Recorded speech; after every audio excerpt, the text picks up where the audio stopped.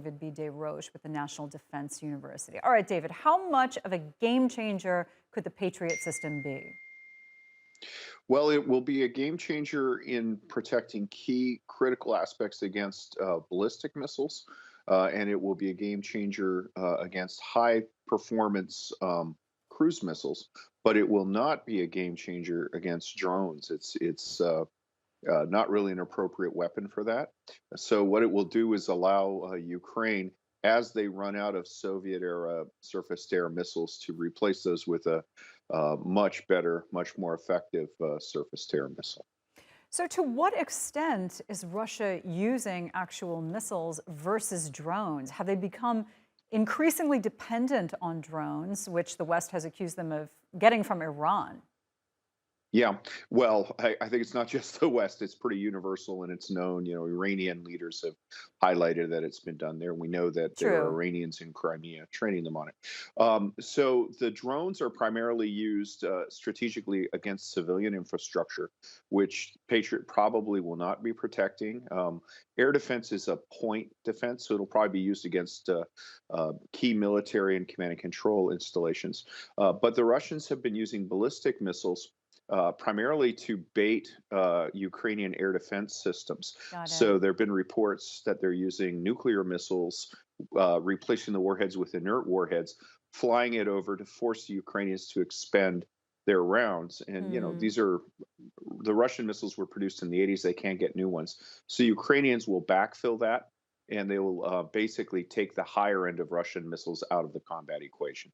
To what extent is Russia running out of missiles to use? And where are they replacing those? They have run out, or they are running out of the Iskander, which is their preferred ballistic missile. The estimates are that they've got fewer than 100 of those left in their entire inventory. The speculation is that they are going to try to buy Iranian ballistic missiles. I suspect that will be the Zulfiqar missile, which is a pretty accurate medium to long range missile that will allow Russia to hit most targets within Ukraine. However, I think that many of the regional powers, and I think some within Iran, are saying this is probably not a good move. So, meanwhile, there are reports that they're using other missiles. I've mentioned the nuclear delivery missiles being used with inert warheads to bait radar. They've also converted anti-aircraft missiles to be, if they can go up, they can go down. So they've been Hmm. using S-300 missiles in a ground attack mode. Oh, interesting.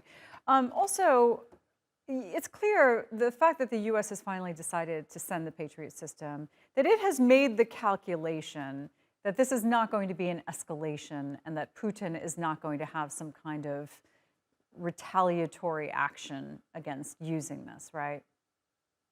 I think so. I mean, Putin, in the early stages of the conflict, he and people around him frequently mentioned the possibility of nuclear war, and they've actually succeeded in deterring the West. We provided a lot of weapons to Ukraine, but we have not provided any weapons to be used for attacks in Russia.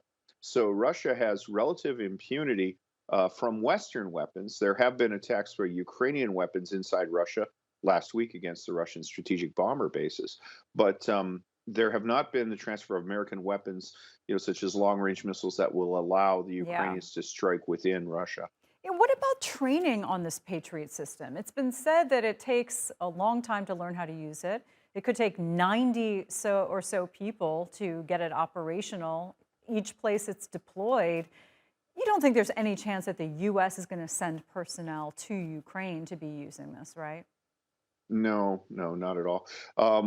First off, I think that what we're probably doing, these weapons may not come out of U.S. inventories. They may come out of Allied inventories, and they may be of a earlier generation of Patriot missile. We saw this happen 2 years ago when Greece deployed a Patriot battery to Saudi Arabia and then transferred the machinery to the Saudis and left, and basically that became a Saudi battery. Hmm. That happened with U.S. approval.